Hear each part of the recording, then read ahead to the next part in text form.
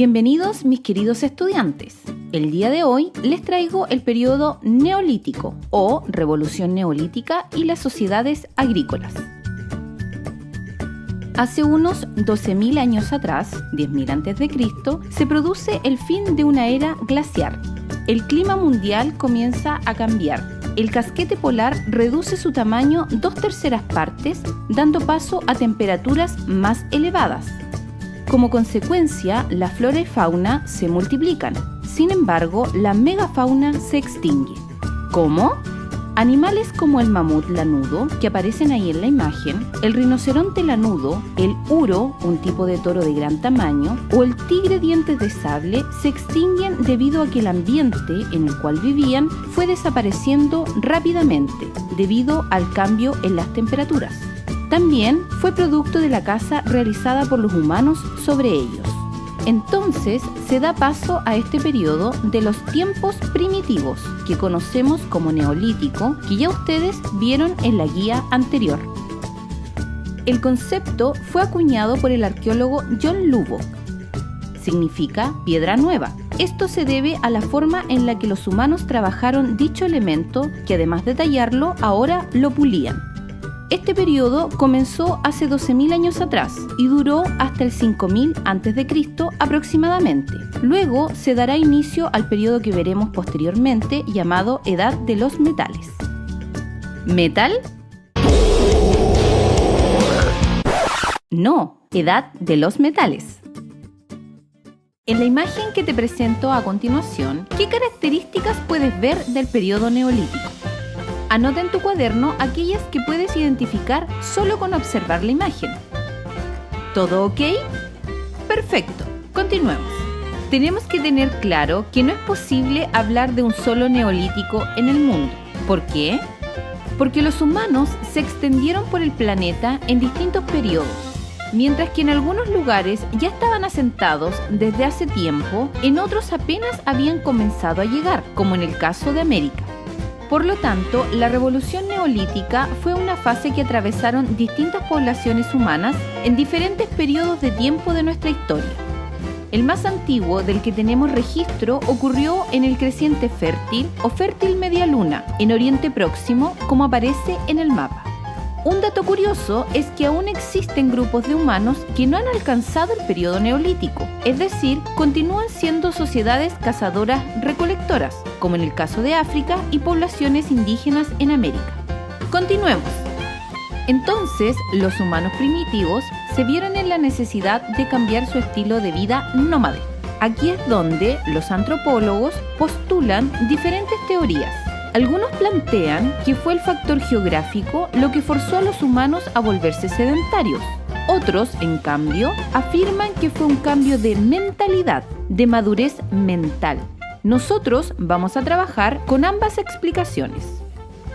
Si bien hubo un importante cambio de mentalidad, producto del desarrollo cognitivo y de las experiencias de vida que se iban transmitiendo de generación en generación, la geografía jugó un papel decisivo, porque como podemos ver en el mapa, los humanos se volvieron sedentarios en el creciente fértil, lugar condicionado por el mar Mediterráneo por un extremo, y por el otro estaban los desiertos de Siria y Arabia.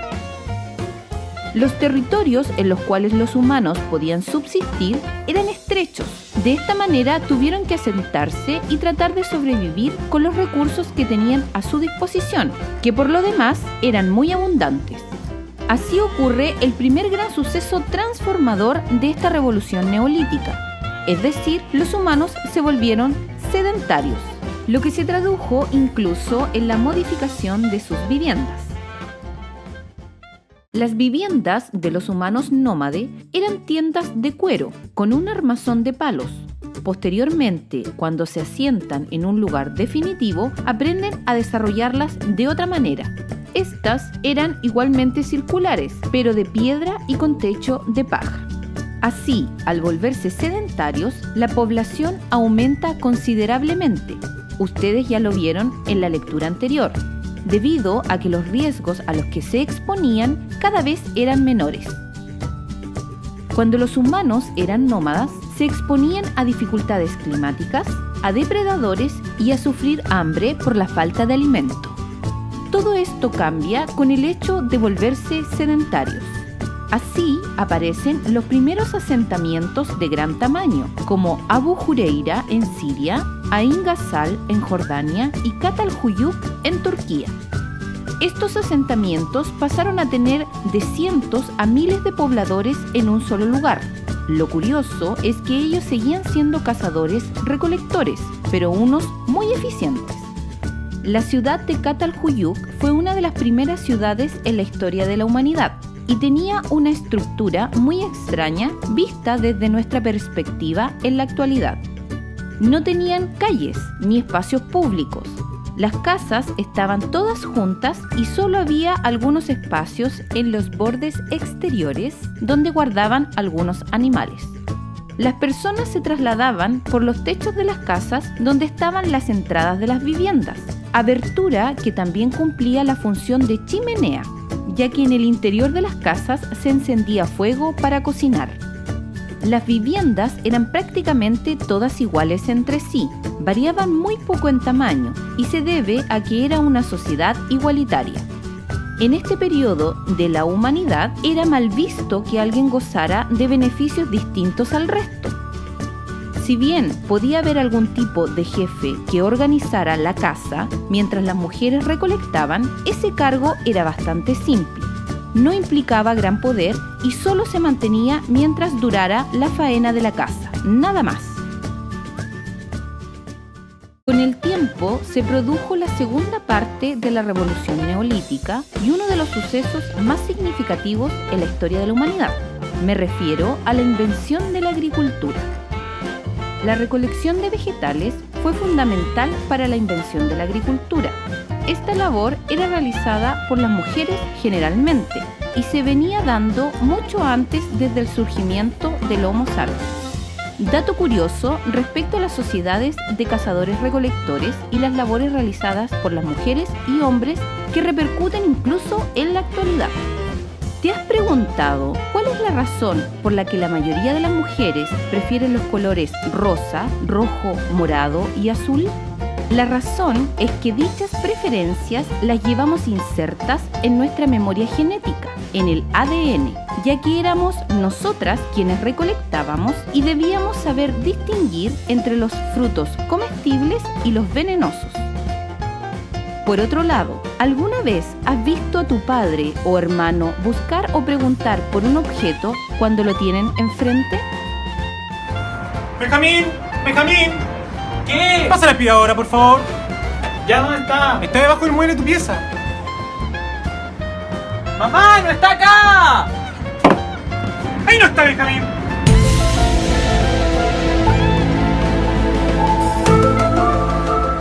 La explicación es que los hombres durante miles de años se dedicaron a la caza y por lo tanto desarrollaron una visión periférica por sobre una visión focalizada. Pero volvamos a la invención de la agricultura.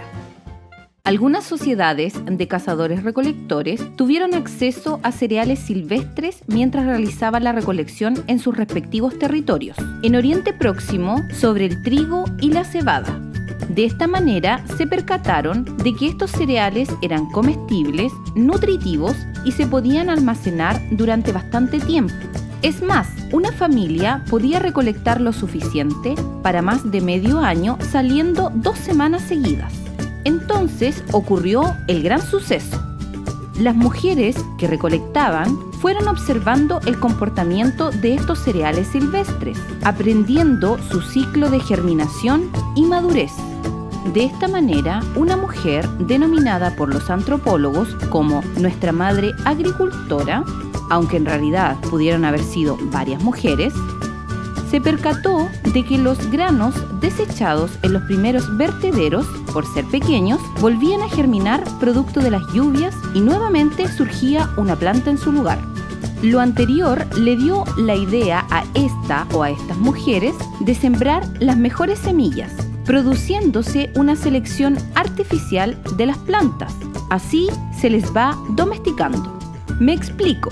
al ir seleccionando los granos más grandes de las plantas más fuertes, dejando de lado a las plantas más pequeñas o débiles y volviéndolas a sembrar, las plantas fuertes van quitando espacio al resto. De esta manera, la productividad fue aumentando y la morfología de estos cereales se fue modificando. Así, la agricultura revoluciona la vida humana, pues gracias a su invención, la vida se transformó completamente. Los humanos que se habían vuelto sedentarios un tiempo atrás afianzan este tipo de vida. Ya no necesitan salir a recolectar, ahora podían cultivar. ¿Qué cereales domesticaron los humanos y en qué lugares del planeta? En el creciente fértil, donde se produjo la revolución neolítica por primera vez en la historia, los humanos domesticaron el cultivo del trigo y la cebada. En Asia Central aparece el cultivo del arroz y el mijo.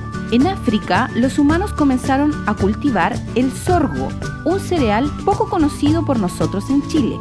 En América se expandió el cultivo del maíz, la patata y los pimientos. Posterior a la domesticación de las plantas, fue surgiendo la domesticación de los animales. Se cree que al asentarse en un lugar fijo, las sociedades del Neolítico fueron generando un contacto con los animales que se acercaban a los poblados en busca de alimentos o que la captura de algunos de ellos por los cazadores permitió su domesticación. Sin embargo, en un principio no se les domesticó para conseguir carne, sino para la extracción de leche, ya que la cacería continuó siendo la principal fuente para obtener carne. ¿Cuáles fueron estos animales que se domesticaron para la extracción de leche y luego de carne? El jabalí se transformó en cerdo. La cabra salvaje se domesticó y redujo su tamaño. Lo mismo ocurrió con el toro salvaje, que se transformó en buey. Al igual que las plantas, los animales, al pasar de salvajes a domésticos, fueron cambiando su morfología, es decir, su apariencia. Redujeron su tamaño y se hicieron más dóciles, como el gato, un felino domesticado entre el 9000 y el 8000 a.C. para controlar la plaga de ratones provocada por el almacenamiento de granos. Resumiendo, la revolución agrícola generó profundos cambios tales como aumento y diversificación de recursos, lo que significó más cantidad y variedad de alimentos, algunos incluso se podían guardar para evitar la escasez. La consolidación de la vida sedentaria. Al desarrollar la agricultura, los humanos quedan sujetos a la tierra, pues deben cultivarla constantemente para obtener su alimento. El aumento de la población. La mortalidad, es decir, el índice de fallecidos, se redujo debido a una mejor alimentación. Desarrollo de nuevas actividades artesanales. La vida sedentaria exigió la creación de nuevos instrumentos y utensilios. Así, todos los implementos que se necesitaban para las faenas, tanto agrícolas como ganaderas, debían ser fabricadas por las personas del poblado. A continuación, les dejo un resumen de todo el periodo neolítico y los sucesos más importantes. Bueno, mis queridos estudiantes, espero les haya gustado este video. Nos vemos en uno próximo y recuerden, estudien.